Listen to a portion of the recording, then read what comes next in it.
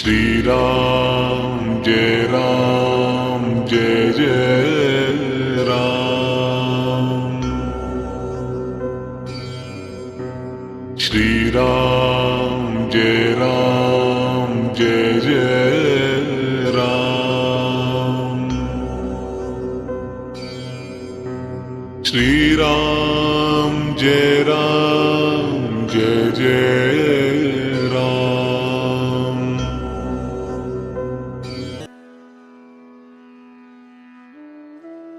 चतुस्त्रिंशः सर्गः। गाधि की उत्पत्ति, कौशिकी की प्रशंसा, विश्वामित्र जी का कथा बंद करके आधी रात का वर्णन करते हुए सबको सोने की आज्ञा देकर शयन करना। रघुनंदन, विवाह करके जब राजा ब्रह्मदत्त चले गए तब पुत्रहीन महाराज कुशनाभ ने श्रेष्ठ पुत्र की प्राप्ति के लिए पुत्रेष्टि यज्ञ का अनुष्ठान किया। उस यज्ञ के होते समय परम उदार ब्रह्म कुमार महाराज कुश ने भूपाल कुशनाभ से कहा, बेटा, तुम्हें अपने समान ही परम धर्मात्मा पुत्र प्राप्त होगा। तुम गाधि नामक पुत्र प्राप्त करोगे और उसके द्वारा तुम्हें संसार में अक्षय कीर्ति उपलब्ध होगी। श्री राम पृथ्वीपति कुशनाभ से ऐसा कहकर राजर्षि कुश आकाश में प्रविष्ट हो सनातन ब्रह्मलोक को चले गए। कुछ काल के पश्चात बुद्धिमान राजा कुशनाभ के यहां परम धर्मात्मा गाधि नामक पुत्र का जन्म हुआ। ककुत्स्थ कुलभूषण रघुनंदन, वो परम धर्मात्मा राजा गाधि मेरे पिता थे।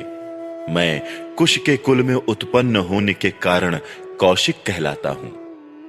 राघव, मेरे एक ज्येष्ठ बहन भी थी जो उत्तम व्रत का पालन करने वाली थी। उसका नाम सत्यवती था। वो ऋचिक मुनि को ब्याही गई थी। अपने पति का अनुसरण करने वाली सत्यवती शरीर सहित स्वर्ग लोक को चली गई थी। वही परम उदार महानदी कौशिकी के रूप में प्रकट होकर इस भूतल पर प्रवाहित होती है।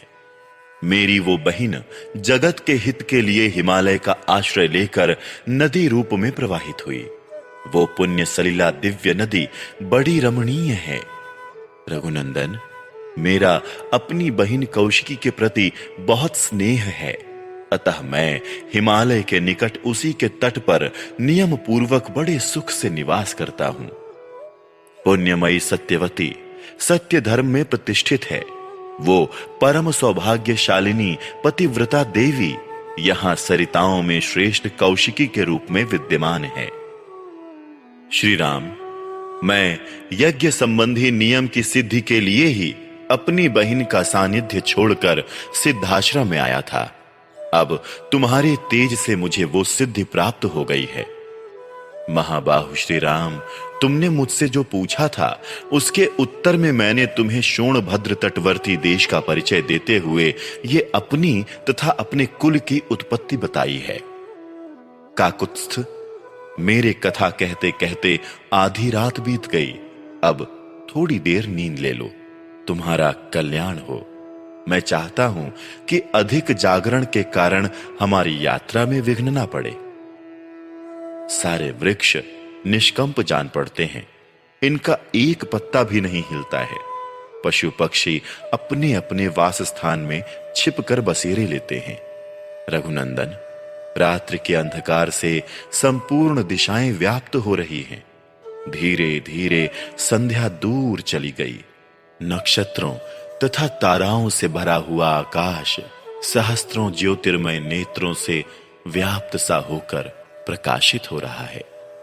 संपूर्ण लोक का अंधकार दूर करने वाले शीत रश्मि चंद्रमा अपनी प्रभा से जगत के प्राणियों के मन को आह्लाद प्रदान करके उदित हो रहे हैं। रात में विचरने वाले समस्त प्राणी, यक्ष राक्षसों के समुदाय तथा भयंकर पिशाच इधर उधर विचर रहे हैं। ऐसा कहकर महातेजस्वी महामुनि विश्वामित्र चुप हो गए। उस समय सभी मुनियों ने साधुवाद देकर विश्वामित्र जी की भूरी भूरी प्रशंसा की। कुशपुत्रों का ये वंश सदा ही महान धर्मपरायण रहा है। कुशवंशी महात्मा श्रेष्ठ मानव ब्रह्मा जी के समान तेजस्वी हुए हैं। महायशस्वी विश्वामित्र जी, अपने वंश में सबसे बड़े महात्मा आप ही हैं तथा सरिताओं में श्रेष्ठ कौशिकी भी आपके कुल की कीर्ति को प्रकाशित करने वाली हैं। इस प्रकार आनंद मग्न हुए उन मुनिवरों द्वारा प्रशंसित श्रीमान कौशिक मुनि अस्त हुए सूर्य की भांति नींद लेने लगे। वो कथा सुनकर लक्ष्मण सहित श्री राम को भी कुछ विस्मय हो आया। वो भी मुनि श्रेष्ठ विश्वामित्र की सराहना करके नींद लेने लगे। इस प्रकार श्री वाल्मीकि निर्मित आर्ष रामायण आदि काव्य के बाल कांड में 34वां सर्ग पूरा हुआ।